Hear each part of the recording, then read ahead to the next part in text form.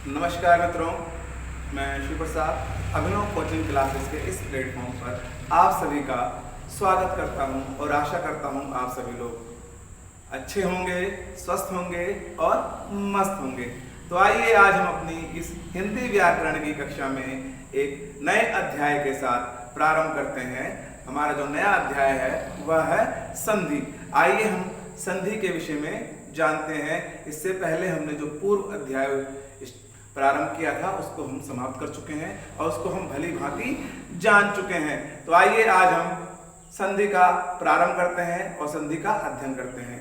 और वीडियो को आप लाइक नहीं करते हैं, हम आपके लिए इतनी मेहनत करते हैं, कम से कम वीडियो को आप लाइक कीजिए, उसको पूरा देखिए। जब तक उसको आप पूरा नहीं देखेंगे आपको उसके कॉन्सेप्ट का पता नहीं चलेगा।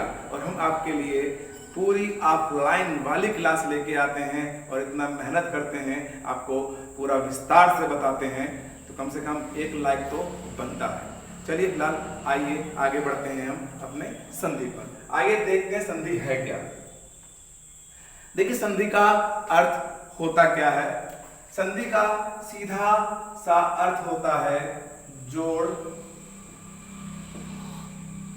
जोड़ या मेल, जोड़ या मेल। तो यहां सवाल ये उठता है किसका जोड़ या किसका मेल। हमारा जो प्रश्न बनता है यहां मित्रों, वह प्रश्न क्या बनता है यहां पर,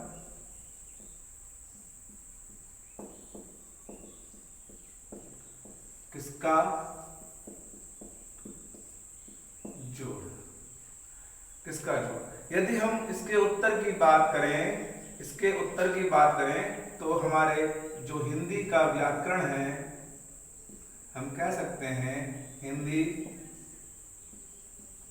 व्याकरण में जोड़ दो प्रकार का होता है।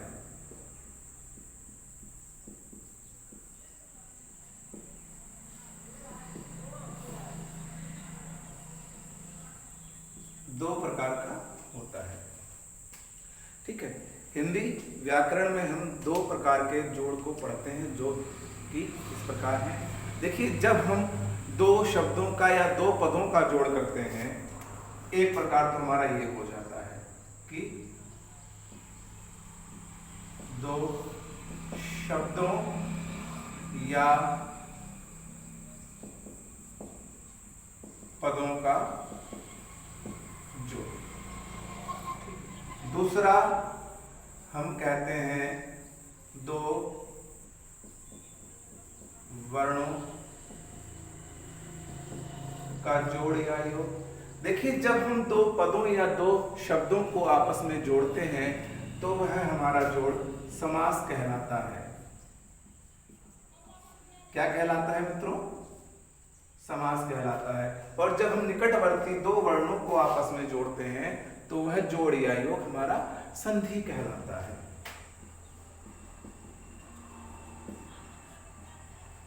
संधि कहलाता है। तो स्पष्ट है मित्रों। तो यहां पर हम कह सकते हैं कि दो वर्णों के योग से होने वाले विकार को हम संधि कहते हैं। स्पष्ट है। तो इसको हम परिभाषित कर सकते हैं, इसकी परिभाषा के रूप में हम कह सकते हैं मित्रों कि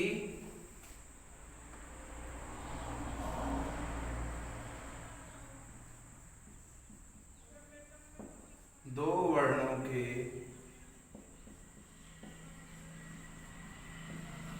योग से, दो वर्णों के योग से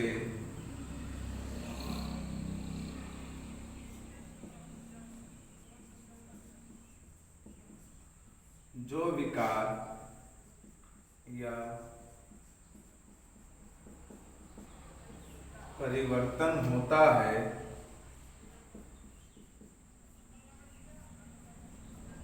जो विकार या परिवर्तन होता है उसे संधि कहते हैं। स्पष्ट है मित्रों? इन दो वर्णों के योग से जो विकार उत्पन्न होता है उन्हें संधि कहते हैं। आइए उदाहरण देखते हैं, फिर आगे और इसके नियमों को समझते हैं। जैसे मित्रों कह दिया जाए, कोई एग्जाम्पल ले लेते हैं उदाहरण के रूप में। हमने कह दिया एक उदाहरण के रूप में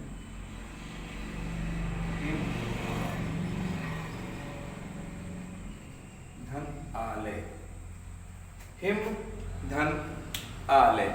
और यहां हमने क्या बताया है कि दो वर्णों के योग से जो विकार या परिवर्तन होता है वह हमारा संधि कहलाता है। अब यहाँ पर दो वर्ण कौन कौन से मिल रहे हैं? एक तो ये स्वर सहित व्यंजन है और एक ये स्वर है। तो देख लेते हैं। देखिए, इसका नियम तो हमारा यह कहता है कि जब भी हमें कोई स्वर सहित व्यंजन मिले तो हम स्वर और व्यंजन को अलग अलग कर देते हैं। तो इसको हम अलग अलग कर देते हैं, इसका पोस्टमार्टम कर देते हैं। देखिए, व्यंजन अलग कर दिया और स्वर को अलग कर दिया। यहाँ से हमें क्या पता है कि वर्णों को लेना है निकटवर्ती। तो यहाँ पर आ आया और यहाँ पर फिर दीर्घ आ आया और इन दोनों को ऐसा ही ले लिया। अब हमें करना क्या है? हमें निकटवर्ती जो दो स्वर या दो वर्ण नजर आ रहे हैं, इन निकटवर्ती वर्णों में परिवर्तन करना है, विकार करना है। अब ये परिवर्तन क्या होगा? अ और आ मिलकर के दीर्घ आ ही होगा और ये दोनों हमारे यहाँ से समाप्त हो जाएंगे। ये दोनों के दोनों मित्रों क्या हुए? यहाँ से समाप्त हो जाएंगे और आ शेष रहेगा और ये आ करके इस माँ में मिल जाएगा। क्योंकि हमें पता है यदि किसी अधूरे व्यंजन के बाद अर्थात स्वर रहित व्यंजन के बाद कोई स्वर आता है तो उस स्वर की मात्रा उस व्यंजन पर लग जाती है। तो देखते हैं यहाँ पर, तो इस म में आ की मात्रा लग जाएगी तो क्या हो जाएगा हमारा? हिमा और ये लय ले आए। क्या हो गया? हिम धन आलय हिमालय। स्पष्ट है मित्रों? हिम धन आलय हिमालय।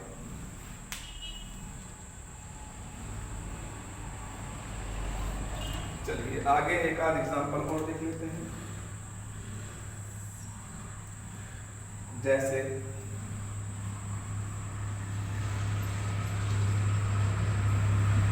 विद्या धन आलय,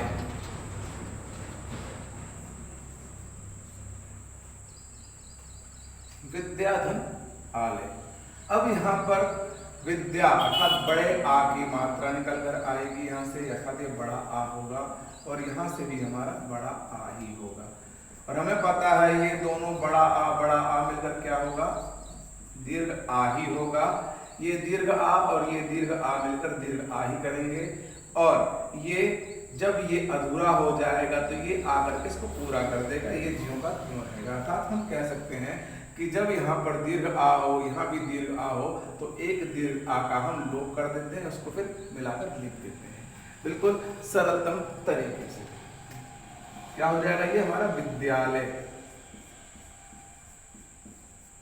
विद्यालय। स्पष्ट है मित्रों?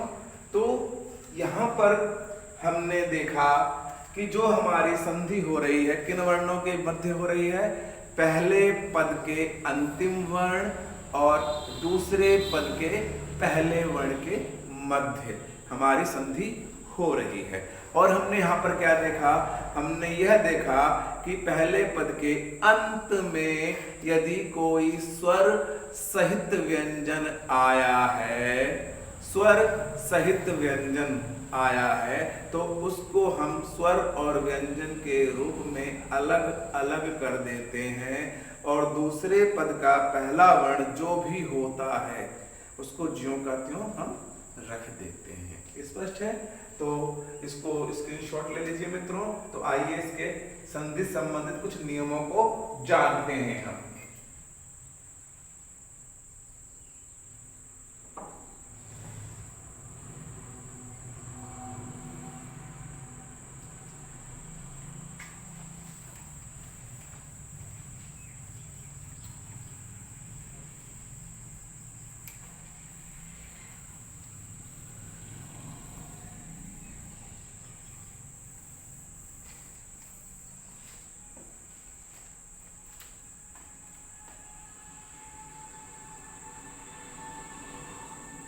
अगली हेडिंग में मित्रों हमारी है संधि से संबंधित,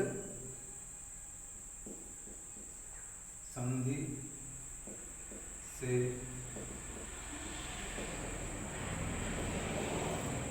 संबंधित तथ्य।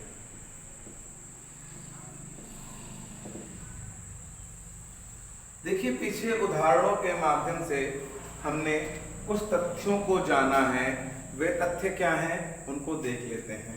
देखिए सबसे पहला तथ्य हमारा यह है कि हमारी संधि किन किन के मध्य होती, किन किन वर्णों के मध्य हमारी संधि होती है। तो पहला पॉइंट हमारा निकल कर यही आता है कि प्रथम पद का अंतिम वर्ण तथा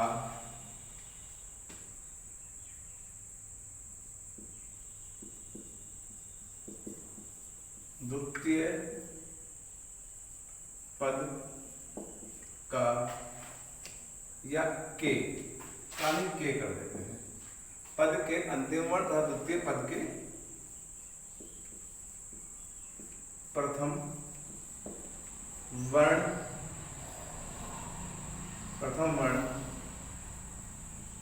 के योग से संधि होती है।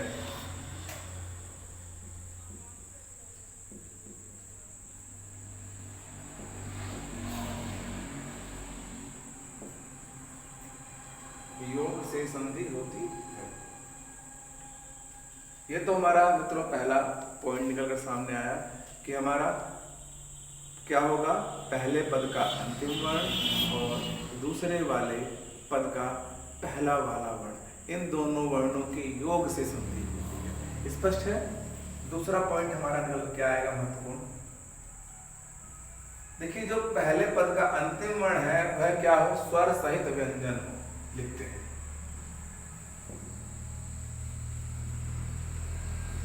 यदि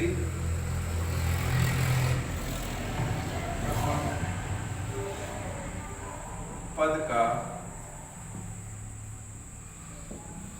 अंतिम वर्ण स्वर सहित व्यंजन हो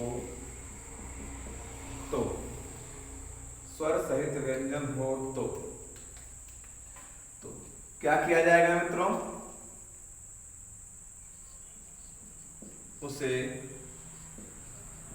स्वर तथा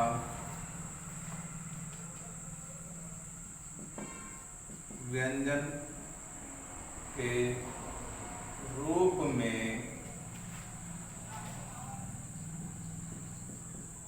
अलग अलग कर दिया जाएगा, कर दिया जाएगा। तीसरा महत्वपूर्ण तथ्य हमारा क्या निकल कर आएगा, यहाँ पर देखते हैं। तीसरा महत्वपूर्ण तथ्य कि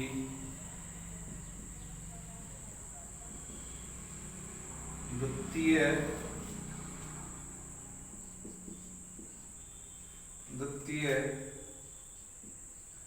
पद का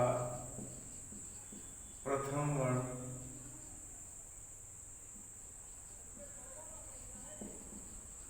जैसा होगा वैसा ही उसे ले लेंगे, वैसा ही उसे ले लेंगे। जैसा कि हमने देखा था कि दूसरे पद का जो प्रथम वर्ण था वो दीर्घ आ था, उसको दीर्घ आ ही हमने ले लिया था, लेकिन पहले पद का जो अंतिम वर्ण था वहां हमने देखा था स्वर सहित व्यंजन था, उसको हमने अलग अलग कर दिया था। ये तो स्वर व्यंजन की बात हमने देखी। यदि हमारा प्रथम पद का अंतिम वर्ण कोई व्यंजन वर्ण होता तो उसको ज्यों का त्यों ले लेते। इस पॉइंट को भी यहां लिख लेते हैं।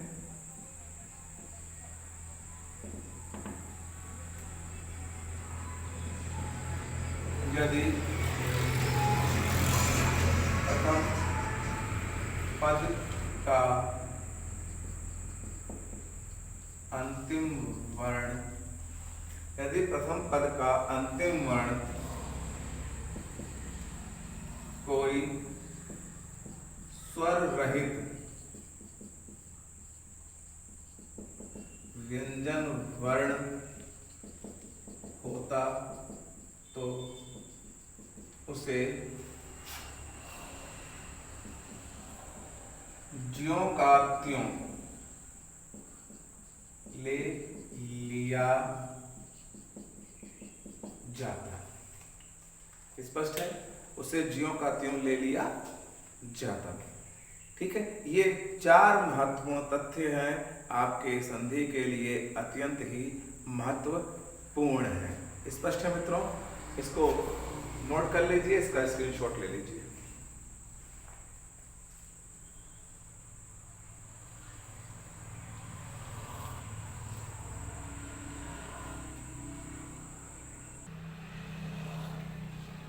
ठीक है मित्रों, आप लोगों ने स्क्रीनशॉट ले लिया होगा। जैसे इससे संबंधित एक एग्जाम्पल देख लेते हैं। जैसे हमने कह दिया शरत धन शशि। अब यह ता है हमारा क्या है? स्वर रहित व्यंजन है, इसको ज्यों का त्यों ही हम ले लेंगे। तो उसका मित्रों स्क्रीनशॉट ले लीजिए, हम मिटा देते हैं और आगे अध्ययन प्रारंभ करते हैं।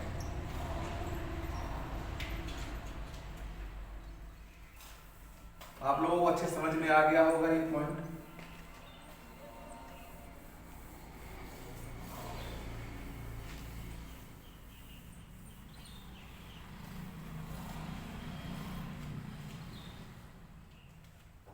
चलिए, जो अगली हमारी हेडिंग है संधि में, वह हेडिंग है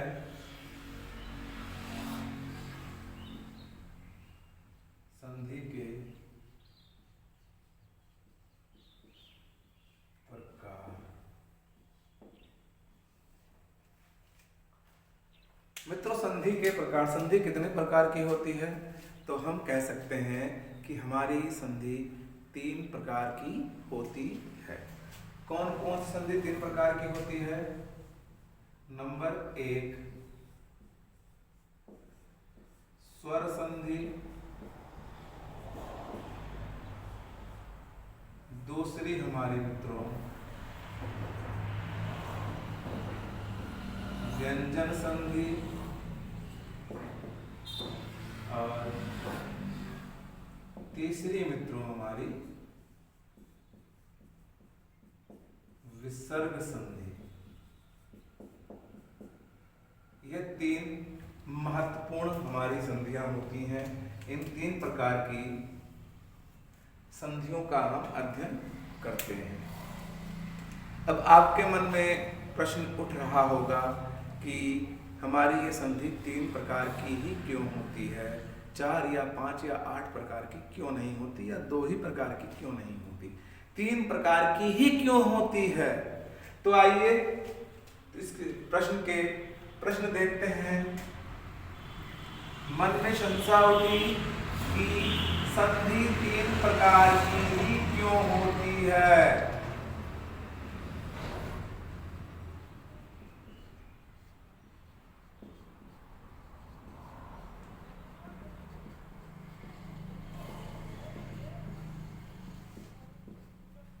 तीन प्रकार की ही क्यों होती है, अन्य प्रकार की ही क्यों नहीं होती? तो आइए मित्रों देखते हैं इसके उत्तर को। देखिए, अभी हमने देखा एक एग्जाम्पल हमने देखा था हिमधन आलय विद्याधन आलय। आइए देखते हैं। जैसे हमने कह दिया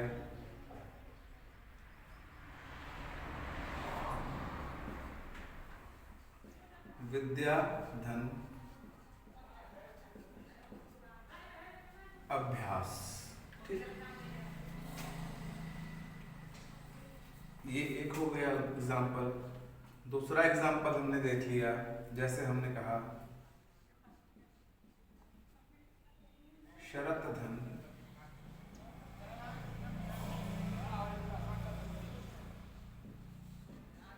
शशि। और तीसरा उदाहरण हम देख लेते हैं नमः धन नमः धन ते। हमने ये 3 अलग अलग उदाहरण लिए हैं और इन 3 अलग अलग उदाहरणों में देखते हैं कि यहाँ हमारा क्या स्वर सहित व्यंजन है। इसका मतलब हमें यहाँ पर दीर्घ आ स्वर मिल रहा है। ये हमारा स्वर रहित व्यंजन है, अर्थात यहाँ हमें व्यंजन मिल रहा है। यहाँ हमारा क्या है मित्रों, विसर्ग अंत में आ रहा है, विसर्ग अंत में आ रहा है। इसके अतिरिक्त अंत में हमको कुछ नहीं मिल रहा, तो हम कह सकते हैं कि प्रथम पद का अंतिम वर्ण, अर्थात प्रथम पद के अंत में जितने प्रकार हो सकता है उतने ही प्रकार की हमारी संधियां हो सकती हैं। तो यहाँ हम देख रहे हैं कि प्रथम पद के अंत में स्वर है, व्यंजन है, विसर्ग है। इसके अतिरिक्त कुछ और नहीं आ रहा है, इसीलिए हमारी जो संधि है केवल और केवल 3 प्रकार की ही हो सकती है। अर्थात यहां से हम नोट करके लिख सकते हैं एक पॉइंट। क्या लिख सकते हैं कि कह सकते हैं प्रथम पद का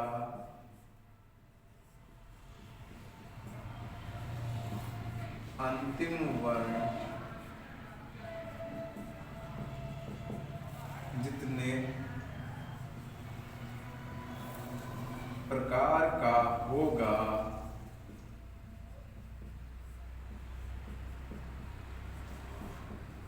संधि भी उतनी ही प्रकार की होगी। स्पष्ट है मित्रों। यहां हमने देखा कि अंतिम वर्ण हमारा प्रथम पद का अंतिम वर्ण 3 ही प्रकार का है। ठीक है, तो हम यहां दूसरे पॉइंट में कह सकते हैं कि प्रथम पद का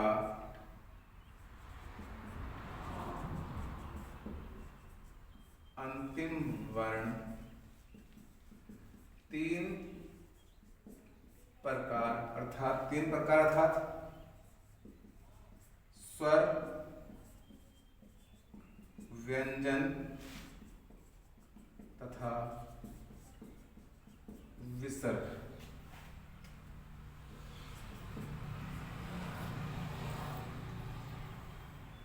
प्रथम पद का अंतिम वर्ण 3 प्रकार स्वर, व्यंजन तथा विसर्ग होता है। इसलिए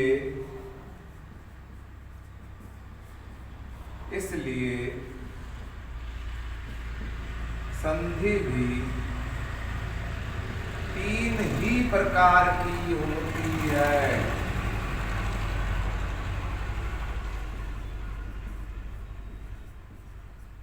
स्पष्ट है मित्रों, संधि भी 3 ही प्रकार की होती है। संभवतः आशा करता हूं कि आज की कक्षा आपको अच्छे से समझ में आई होगी। आज आप लोगों ने समझा होगा कि संधि किसे कहते हैं, संधि कितने प्रकार की होती है, अगर 3 प्रकार की होती है तो क्यों होती है। ठीक है मित्रों, तो अंत तक वीडियो को देखने के लिए बहुत बहुत धन्यवाद। आज के लिए इतना ही, फिर अगली कक्षा में मिलते हैं एक नई वीडियो के साथ। आज के लिए इतना ही। जय हिंद, जय भारत।